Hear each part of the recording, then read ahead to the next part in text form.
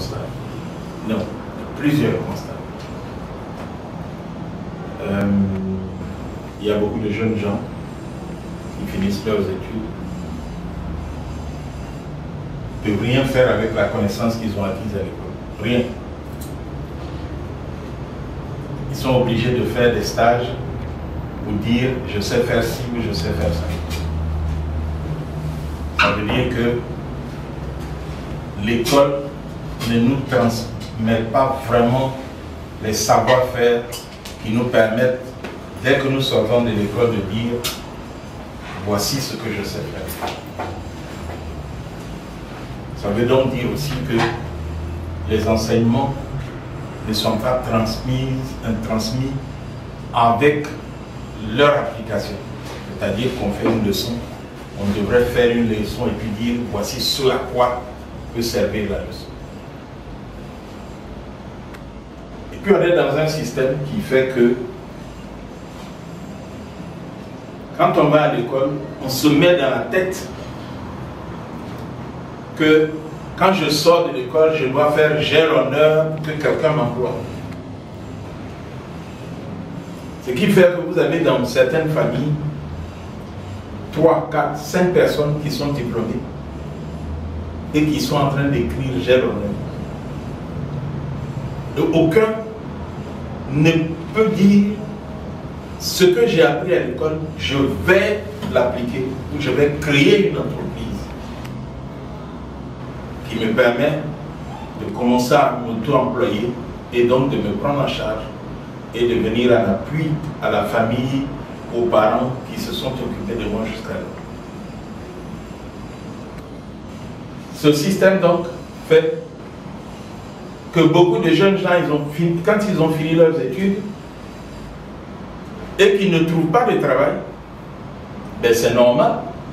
Ils sont tentés de partir, de chercher l'Eldorado quelque part et de partir avec tout le risque illégalement en Europe. De mourir en mer ou de se retrouver esclaves vendus en Libye ou ailleurs. Certains sont au Koweït,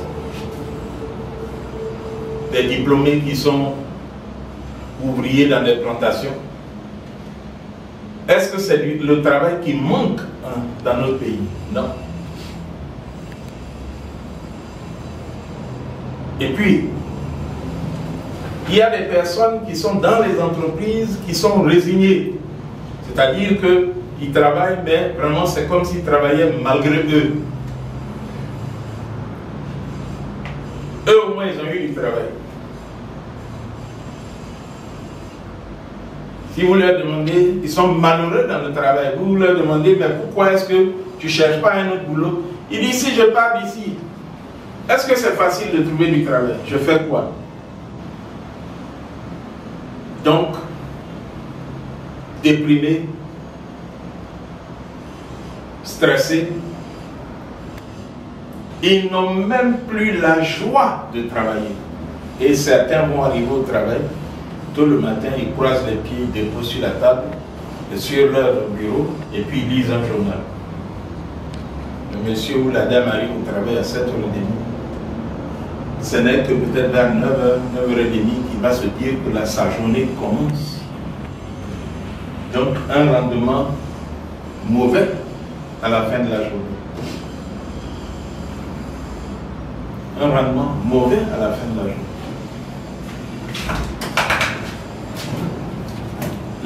Le système nous forme et les chefs d'entreprise sont déçus. Pourquoi?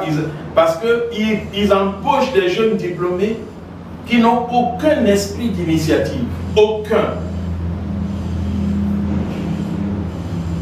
Si le chef d'entreprise est absent, son entreprise s'arrête. Aucun employé ne peut avoir des idées qui peuvent permettre à l'entreprise de se développer ou d'évoluer. Et puis, vous avez des personnes qui ont vécu et qui sont à la veille de partir à la retraite et qui se disent, mais attends, à quoi a servi ma vie professionnelle? Ils sont malheureux, ils sont déçus. À quoi a servi ma vie professionnelle? Mais c'est pas étonnant. Ce n'est pas une histoire de manque de moyens financiers, non. Mais qui sont malheureux et se posent la question de savoir qu'est-ce qu'ils sont venus vraiment faire sur cette terre. Voilà. Et puis, ça peut se comprendre. Vous avez des gens, des anciens ministres français qui se sont suicidés, malgré le fait qu'ils avaient les moyens. Ils ont eu un salaire conséquent. Ils ont eu des situations conséquentes. Nos frères et sœurs ici n'ont rien envié à ce qu'ils ont eu comme condition, bonnes conditions de vie. Mais ils se suicident quand même. Parce que, après avoir vécu tout ce temps, ils se posent la question de savoir qu'est-ce que je suis venu faire sur cette terre? Qu'est-ce que ma vie et ou mon passage sur la terre a apporté à la société dans laquelle je vis? Et quand on n'est pas capable de répondre à cette question, c'est comme si nous avons un vide qui n'est pas comblé. Mais au vu de tout ça, et je voudrais bien ajouter, des statistiques il y a quelques années ont prouvé que aux États-Unis, des gens sont tellement malheureux de partir au travail que les crises cardiaques sont plus accentuées les lundis matins de 7 h à 9 h, où vous avez près de 2000 cas de crise cardiaque. Or, le travail devait nous procurer la joie de vivre. Nous devrions aller au travail avec joie pour prouver nos compétences, pour prouver ce dont nous sommes capables, pour prouver que nous sommes capables d'apporter quelque chose à la société. Nous sommes sur cette terre pour être source de bénédiction pour ceux qui sont autour de nous et pour nous-mêmes. Pourquoi est-ce que ce n'est pas le cas? Donc, partant de tout ça, nous avons eu l'idée de créer Boostitch. Boostitch, en anglais, ce serait Boost Teaching. C'est booster les uns et les autres afin de les amener à voir autrement que leur manière de voir jusqu'alors, à percevoir autrement et à agir autrement. Vous allez me dire, mais voir et percevoir, oui, l'on peut voir et ne pas percevoir. L'on peut voir et ne pas se rendre compte de ce qui se cache derrière ce que l'on voit. Et ne pas se rendre compte des motivations de ce qui a pour conséquence ce que nous voyons. Les agissements des gens et les paroles des gens ne vous disent pas forcément ce qui les motive, leurs intentions. Ce que nous voyons, nous devons pouvoir percevoir ce qui se cache derrière ce que nous voyons. Donc, Boostitch a pour objectif de nous amener à voir autrement, à percevoir autrement et à agir autrement. Vous avez pu suivre donc cette cours avec les 4 modules: savoir-faire, leadership autrement, polyvalence professionnelle et autonomie financière. Nous avons choisi de démarrer avec ces modules pour vous booster et vous amener à vous rendre compte que vous aussi, vous êtes capable de devenir des instruments de grande bénédiction dans la société dans laquelle vous êtes. Et je suis fier quand j'écoute le témoignage des uns et des autres, parce que vous vous êtes rendu compte que sur certains points, vous n'avez pas acquis le savoir-faire, parce que ce n'est pas ce qui vous a été transmis. Mais vous avez réalisé l'importance du savoir-faire. Et vous avez décidé de motiver toutes les actions que vous posez, toutes les connaissances que vous cherchez à acquérir, en mettant l'accent sur le savoir-faire.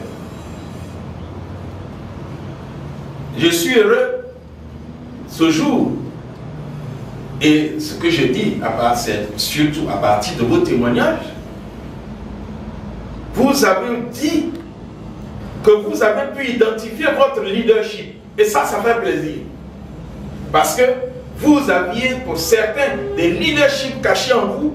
Tout le monde exploite ce leadership, mais vous ne vous rendez même pas compte que vous étiez des leaders. Aujourd'hui, vous savez que vous êtes des leaders.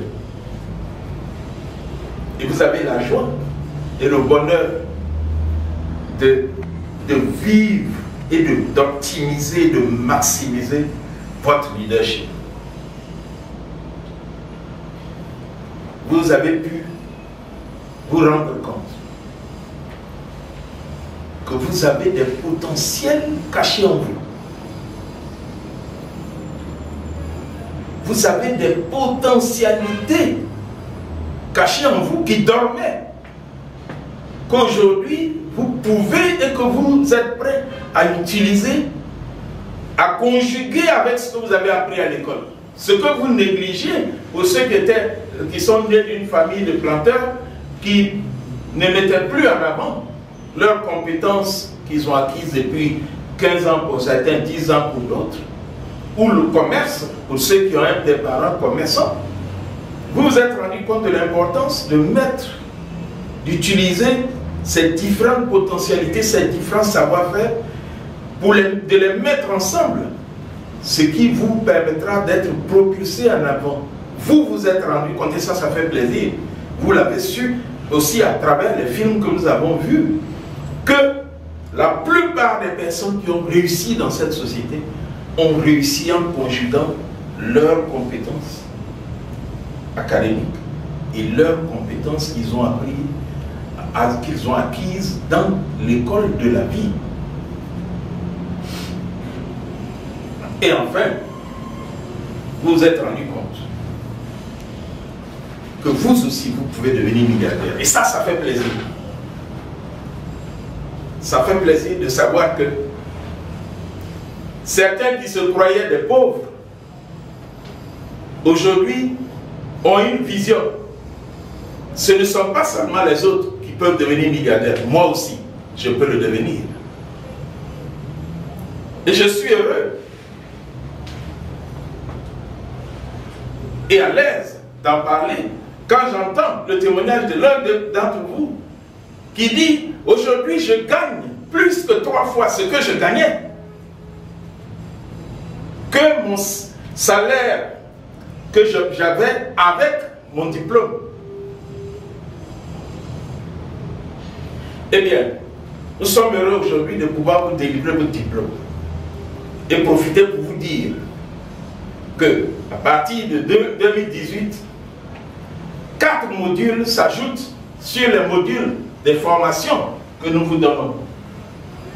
Et les 4 modules, nous les avons sélectionnés pour permettre que chacun de vous puisse être davantage boosté. Et les modules que nous avons sélectionnés pour vous sont la stratégie,